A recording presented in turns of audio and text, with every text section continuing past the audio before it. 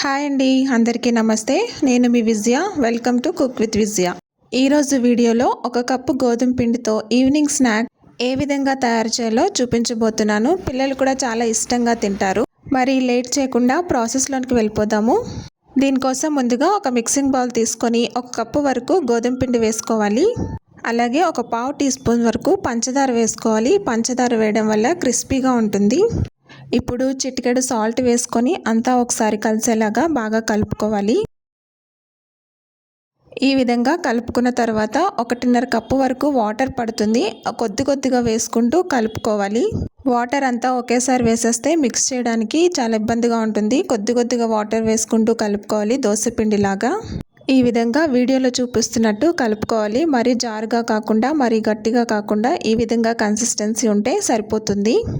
ఈ విధంగా కలుపుకున్న దాన్ని పక్కన పెట్టేసుకుందాము. ఇప్పుడు ఒక మిక్సింగ్ బౌల్ తీసుకొని 4 eggs వరకు ఇలా బ్రేక్ చేసుకొని ఆ మిక్సింగ్ బౌల్లో వేసుకోవాలి. ఇప్పుడు ఇందులోకి చిన్నగా చాప్ చేసుకున్న ఒక ఆనియన్ని వేసుకోవాలి. అలాగే చిన్నగా చాప్ చేసుకున్న ఒక టమాటాని కూడా వేసుకోవాలి. ఇప్పుడు కొద్దిగా కొత్తిమీర, అలాగే చిన్న ముక్కలుగా కట్ చేసిన పచ్చిమిర్చి 1, అలాగే కొద్దిగా సాల్ట్ కూడా వేసుకోవాలి. ఇప్పుడు కొద్దిగా చాట్ మసాలా వేసుకొని అంతా ఒకసారి బాగా కలిసేలాగా మొత్తం కలుపుకోవాలి. ఈ విధంగా చక్కగా కలుపుకొని దీన్ని పక్కన పెట్టేసుకోండి. ఇప్పుడు స్టవ్ మీద ప్యాన్ పెట్టుకొని ఇలా ఆయిల్ అంతా స్ప్రెడ్ చేసుకోవాలి. ఫ్లేమ్ అనేది మీడియం ఫ్లేమ్లోనే పెట్టుకొని ఈ ప్రాసెస్ అనేది కంటిన్యూ చేయాలి.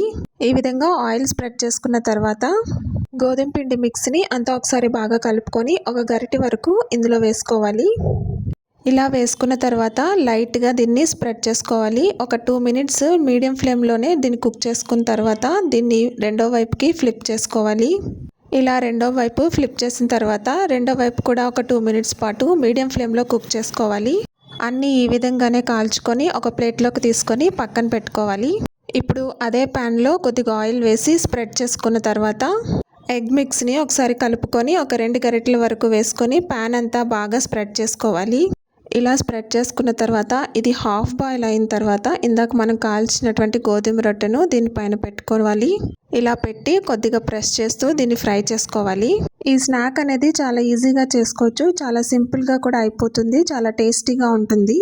ఇలా రెండు వైపులా ఫ్రై చేసుకొని ఒక ప్లేట్లోకి తీసుకొని సర్వ్ చేసుకోవడమే. చాలా టేస్టీగా ఉంటుందండి. మీరు కూడా ఒకసారి తప్పకుండా ట్రై చేయండి.